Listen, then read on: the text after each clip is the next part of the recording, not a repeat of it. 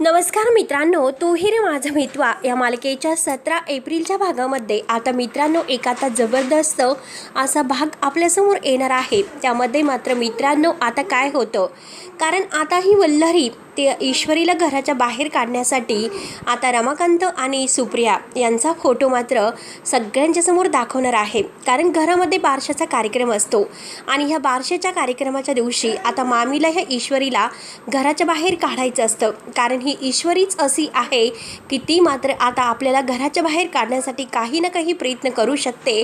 यासाठी आता वल्लरीला काहीही कळत नसतं, कारण आता म्हणजे अर्णवला ह्या ईश्वरीने मुठीत घेतलेला आहे। अर्णवचा जो काही गैरसमज आहे तर तो दूर झालेला आहे आणि तो आता म्हणजे ईश्वरीलाही म्हटलेलं असतं की ईश्वरी हे बघ, आता जे काही तू हे म्हणजे करून मात्र आता जे सत्य माझ्यासमोर आणले, माझे डोळे उघडण्याचा तू प्रयत्न केला, पण त्यातून मला आता एक असं सिद्ध झालेलं आहे की आता हे सर्व करणारा एक दुसराच कोणीतरी व्यक्ती किंवा बाई आहे आणि त्या बाईने हे सर्व करून आणलेले आहे आणि हे सर्व मुद्दाम आता झालेले आहे। त्यामुळे असेच अनेक प्रश्न माझ्या मनामध्ये निर्माण झालेले आहेत आणि आता हे सत्य मात्र आता सत्य राहायला नको। आता काही झालं तरी आपल्याला या घरातील गुन्हेगार कोण आहे तर त्या गुन्हेगाराला आपल्याला शोधायचं आहे आणि तो सगळ्यात जास्त म्हणजे आता राजशिर्के कुटुंबाचा एक खूप मोठा गुन्हेगार आहे। त्यामुळे मात्र आता काही झालं तरी आता आपल्याला त्याला शोधायचं आहे आणि हे सर्व बोलणं मात्र आता ह्या वल्लरीने ऐकलेलं असते।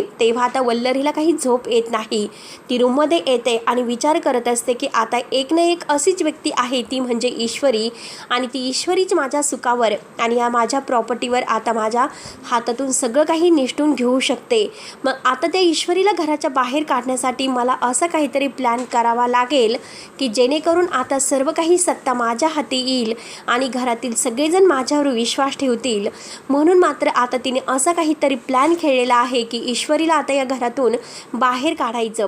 कारण आता हे फोटो राहायला नको, कारण हे फोटो मात्र आता सगळ्यांच्या समोर यायचे आहे आणि तेच फोटो आता सगळीकडे मात्र आता देण्यासाठी वल्लरीने ठिकठिकाणी ते फोटो ठेवलेले असतात।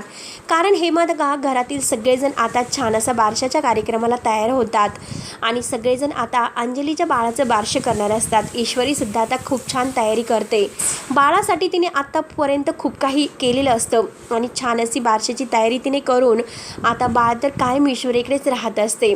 परंतु आता ह्या मामीने मात्र आता एक असा प्लॅन खेळलेला असतो की सगळेजण घरातून जेव्हा बाहेर येतात आणि बारशाच्या कार्यक्रमासाठी आता बाळाला जेव्हा बाहेर आणलं जातं आणि त्याच वेळेस आता सगळ्यांच्या हातामध्ये हे फोटो आहे तर ते फोटो पडलेले असतात आणि हे फोटो पडल्या क्षणी मात्र आता सर्वांना एक खूप मोठा धक्का बसतो।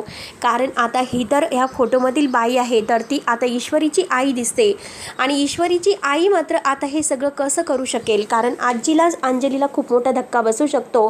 तेव्हा आता अंजली म्हणते की बघितलंस का आजी, मी तुला किती वेळेस सांगण्याचा प्रयत्न करत होते की ही ईश्वरी चांगली नाही म्हणून, आणि आता मला या घरातून बाहेर काढण्यासाठी तिने अर्णवचे कान भरलेत आणि आज बघितलंस का माझ्या आईबाबांचा संसार मोडणारी हिची आई आहे आणि अशा बाईची मुलगी आपल्या घरामध्ये नकोय। तेव्हा आता अविनाश मामा, अंजली आणि आता आजी या सगळ्यांना मात्र एक खूप मोठा धक्का बसलेला असतो आणि सगळेजण पाहतच असतात। तेव्हा आजीला सुद्धा फार आता राग येतो, कारण इतक्या दिवस प्रेम करणाऱ्या ईश्वरीला मात्र आता त्या घराच्या बाहेर काढण्याचा मला हक्क आहे। तेव्हा वल्लरी म्हणते की काही झालं तरी आता ह्या असल्या बाईची मुलगी आपल्या घरामध्ये नकोय, काही झालं तरी आता शेवटी ह्या बाईला आणि ह्या तिच्या मुलीला घराच्या बाहेर काढायचेच, या घरात राहण्याचा तिला कोणताही हक्क नाही। त्यामुळे आता ईश्वरीला घराच्या बाहेर आई तुम्ही काढू शकतात। आणि त्याच वेळेस अर्णव काहीतरी कामानिमित्त बाहेर गेलेला असतो, तो सुद्धा खूप छान तयार झालेला आहे।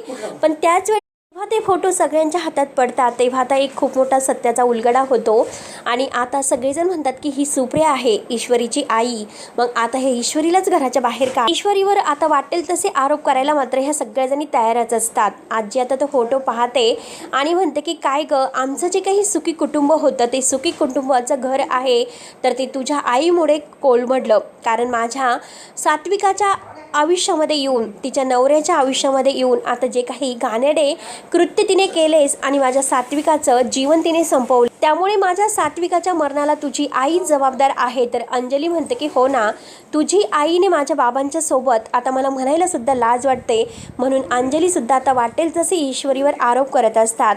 ईश्वरीला आता हे सगळं बघून खूप रडायला येते. ईश्वरी सांगण्याचा खूप प्रयत्न करत असते, पण ईश्वरीचं कोणीही ऐकून घ्यायला तयार नाही. आणि त्याच वेळेस आता आजी म्हणते की हो, माझ्या सात्विकाच्या मरणाला तूच म्हणजे तुझी आईच कारणीभूत आहे आणि माझ्या सात्विकाच्या मरणाला जबाबदार असणाऱ्या बाईची मुलगी या घरात आम्हाला नकोय, कारण त्या मुलीशी आमचे कोणतेही संबंध राहणार नाही आणि ते सात्विकाच्या आत्म्याला शांती नाही देऊ शकत.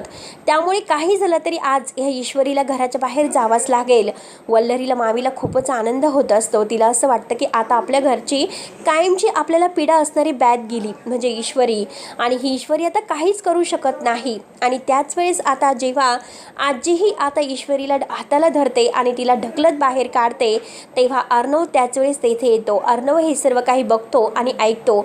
त्याला खूप राग येतो आणि रागाने तो आता पडणाऱ्या ईश्वरीला धरतो आणि तिला हक्काने जवळ घेतो आणि म्हणतो की माझ्या बायकोला घराच्या बाहेर काढण्याचा हक्क कुणाला नाही. ती माझी बायको आहे. ती फक्त आता माझी बायको नाही तर माझी अर्धांगिनी आहे. आणि आजी तू आज काय करते? जे सत्य तुला आता आज कळाले ते भूतकाळातील सत्य आहे, तर ते मला इतक्या दिवसाचं माहिती होतं. तेव्हा अर्णव आता सगळं काही सत्य सांगायला सुरुवात करतो आणि तुमच्याप्रमाणेच मी आता ईश्वरीचा रागराग का करत होतो हे मात्र जेव्हा माझ्यासमोर ते सत्य आलेले होते, पण मी घरातील कुणाला काही ते सांगितले नाही. पण आज ईश्वरीनेच माझे डोळे उघडले आणि त्या सत्यापर्यंत मला पोहोचवले, कारण यात ईश्वरीची आणि ईश्वरीच्या आईची काहीही चूक नाही. हे जे काही घडून आणलं गेलं होतं तो केवळ आता एक असा घडलेला मस्त आणि म्हणजे जाणून बुजून घडवलेला प्रकार होतो आणि तो प्रकार मात्र माझ्या बाबांच्या बाबतीत घडलेला आहे. त्यावरती आता ईश्वरी म्हणते की तुम्हाला खरं वाटत नसेल तर आज मी तुम्हाला एक असा भक्कम पुरावा देणार आहेत आणि तो पुरावा म्हणजे आता रमाकांत राजशिर्के. रमाकांत राजशिर्के यांना घरात आणून आता ईश्वरी सगळं काही या वल्लरीचं भांडं फोडणार असते, कारण ती बाई मात्र कोण आहे. आणि त्याच वेळेस आता सुप्रियाला तेथे बोलावले जाते. सुप्रिया तेथे येते तर वल्लरीला पाहते आणि वल्लरीला बघून मात्र आता सुप्रिया ओळखते की आता तुम्ही माझ्या मुलीला घराच्या बाहेर काढायला निघाला तर तुमचे डोळे उघडले नाही अजून, कारण तुमच्या घरातच मात्र तो भेदी राहतोय म्हणजे ती आता गुन्हेगार. आणि हीच ती मात्र आता म्हणजे आकाश सरांची आई आहे. तर हीच ती बाई आहे की तुमच्या सात्विकाचा संसार मोडायला निघाली होती, कारण तुमच्या सात्विकाच्या नवऱ्याची म्हणजे रमाकांत राजशिर्के आणि माझी काहीही चूक नसताने आमच्यावर जे काही आरोप करण्यात आले तर ते आरोप सगळे काही आता खोटे होते. हे फक्त तुम्हाला कळायला हवे होते, कारण सात्विका ताईंनी हे अगदी ओळखले नाही, पण सात्विका ताईंना सुद्धा अगदी जबरदस्तीने मात्र मरणासाठी भाग करणाऱ्या ह्या बाईला तुम्ही काय शिक्षा देऊ शकता. तेव्हा आता वल्लरीची बोलती बंद होते आणि आता अर्णवच्या समोर सुद्धा आता वल्लरीचं सत्य येतं आणि आता तीच ती बाई आहे. इतक्या दिवसापासून आपण तिला शोधत होतो आणि ती तर आपली मामी निघाली. हे ऐकून मात्र आता सगळ्यांना एक प्रकारचा धक्का बसतो आणि शेवटी ईश्वरीला घराच्या बाहेर काढणाऱ्या मामीलाच आता घराच्या बाहेर निघावं लागतं हे मात्र तिला माहिती नसतं. म्हणून आता दुसऱ्यासाठी खड्डा खांदायला गेलेल्या मामीला स्वतः त्या खड्ड्यामध्ये पडावं लागतं. तेव्हा आता काय होईल पुढे नक्की, कारण आता अर्णवने तर पुरावा दिलेला आहे. तेव्हा अंजली आणि आजी ईश्वरीची माफी मागतात, सुप्रियाची माफी मागतात आणि रमाकांत राजशिर्के यांना आता अगदी आनंदाने घरात घेतलं जातं. तेव्हा आता ह्या 17 एप्रिलच्या भागामध्ये मित्रांनो खरंच एक जबरदस्त असा ट्विस्ट आपल्यासमोर बघायला मिळालेला आहे आणि त्यामध्ये आता वल्लरीच्या पापाचा घडा भरलेला आहे आणि सगळं काही छान झालेलं आहे आणि रमाकांत सुद्धा आता घरी आलेला आहे. तेव्हा आता अर्णव सुद्धा आता ईश्वरीच्या प्रेमात पडलेला आहे आणि अर्णव ईश्वरीला आता सगळं काही सत्य मात्र आता ईश्वरीने मिळून शोधून काढलेले आहे आणि घरातील सगळ्यांचे डोळे उघडलेले आहे. त्यामुळे अंजलीच्या बाळाच्या बारशाच्या दिवशी मित्रांनो हा एक मोठा चमत्कार घडतो. शेवटी रमाकांत सुद्धा घरी येतो आणि आता जेव्हा अंजली आणि आजी ईश्वरीला घराच्या बाहेर काढायला निघालेले आहेत आणि त्याच वेळेस मात्र आता अर्णवने भयानक पुरावे देऊन मात्र आता हे सत्यपर्यंत पोहोचवलेलं आहे आणि घरातील सगळ्यांचे डोळे आता उघडलेले आहे, कारण हे सर्व मामीने घडून आणले. आत्तापर्यंत मामीच आपल्या डोळ्यामध्ये धूळ फेकत होती. हे सत्याचा उलगडा होतो. शेवटी अविनाश मामे तर धक्के मारतच या मामीला घराच्या बाहेर काढतो.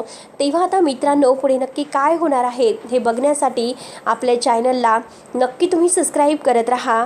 तोपर्यंत मात्र मित्रांनो धन्यवाद आणि व्हिडिओ शेवटपर्यंत नक्की बघत बघत राहा आणि जर व्हिडिओ आवडल्यास तर कमेंट करायला विसरू नका.